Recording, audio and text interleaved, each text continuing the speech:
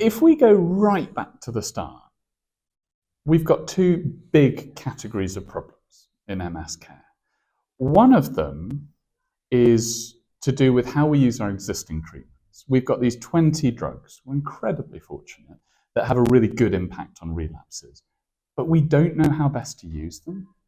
And in particular, if you come to me and ask me what is the best drug, I cannot tell you for sure which is the best drug for you at which time and for how long.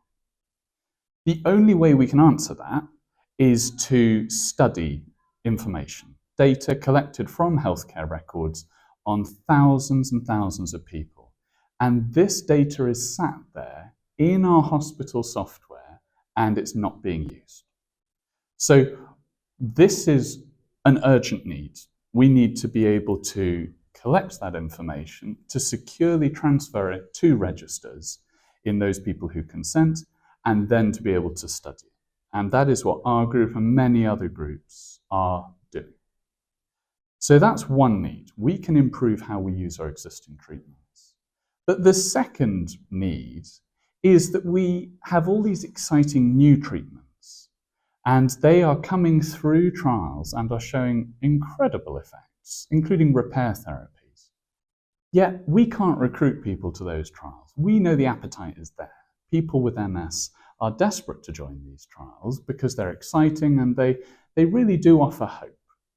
And yet it's taking us more than 2 years to recruit to trials of less than 50 people or 70 people.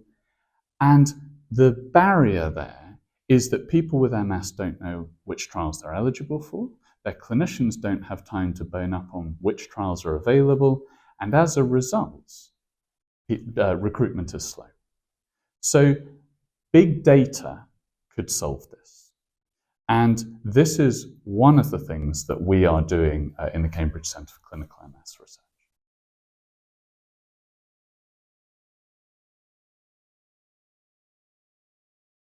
I think that we haven't tackled this hard enough. So if I was asked to share my data, I would immediately say, well, where's it going? Can anyone identify me from it? And is it secure? And we can give really clear answers to those. So if I tell you a little bit about a project that we lead, which is a national project, and I encourage all people to sign up to. So this is called Trusted, and that stands for the Trials and Registries Unified Sign-Up Tool for Equitable Discoveries. And the purpose of this is, instead of relying on clinicians to say, would you like to sign up to this register or this trial, it is enabling people with MS to do it. And put another way, people with MS under participating sites can sign up themselves. And through that, because this is a comprehensive form, there are different ways of handling each bit of data. So we allow people to sign up to the UK MS register. The data held there is incredibly secure, and it is actually held separate from any identifiable information. So that's important because it means that any data that were subject to a breach, which is incredibly rare and hasn't happened there, but if it were, it would be meaningless. There would just be the clinical data not linked to the identifiable data, and vice versa. So that's one source. When we transfer data to big international registries like MS-Base, it is de-identified. There is no way to identify who that information relates to unless you're on the hospital computer. And there will be a key, very securely kept. So in short, is there anything scary about it? I know that that is a big step for people to take. But we are confident that the data is as secure as it can be, but also that the benefits from this outweigh the inconvenience and this step. And we are incredibly proud that more than 3,000 people have signed up to do this, and we're very grateful.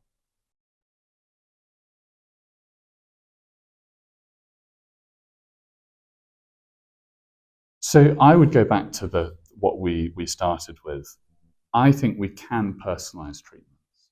I think that with this data, we can identify which is the right drug for the right person. And I'd refer you to some of the work from our group and others' groups, in particular Courtney Kremler, our PhD student, who is using this same information and is able to predict reasonably accurately whether people will have a relapse.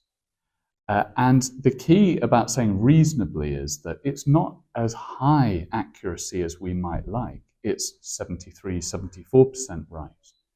But take that back and look at what's the comparison. Neurologists are getting it right less than 50% of the time with the same information. So I think that is a really relevant and feasible way to use big data. And I think that is going to be coming to clinic reasonably soon. So we've talked about how we can improve personalizing treatments. We can, of course, get a better understanding of the disease. And having all this information, but also having the MRI scans with it and the blood tests is going to transform how we do research. So that's one side. The other side relates to how do we improve trial delivery? And we are already seeing an impact. So the trusted trial eligibility checker has already been used. And when we did it, we sped up trial recruitment by 71%. And so this, again, is having an impact. And we need to spread this out to other sites so that as many people with MS in the UK can.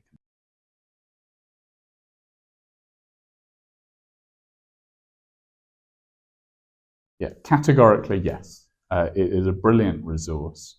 And uniquely, in fact, uniquely around the world, it is the largest resource for understanding how MS affects people and their perception of it, not what clinicians rate. And so specifically, they have a vast array of questionnaires that people with MS fill in, and they fill them in over time. And increasingly, partly through our work, partly through others, that is supplemented by some detailed clinical information as well. So it really is making sense of the disease, both from the clinician side and, more importantly, from those with MS.